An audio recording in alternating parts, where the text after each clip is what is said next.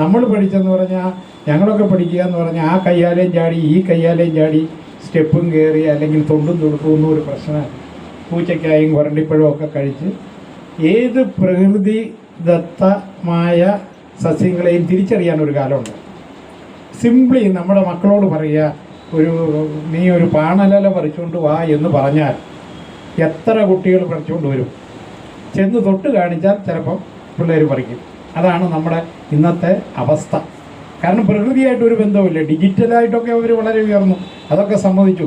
കാരണം computer യുഗമാണ്, electronic മേഖലകൾ വളർന്നു, അപ്പം മറ്റേ ഇൻ്റർനെറ്റ് സംവിധാനങ്ങൾ വളർന്നു. അതിലൊക്കെ നമ്മൾ പിന്നോക്കമാണെങ്കിലും പിള്ളേർ വളരെ വളർന്നു.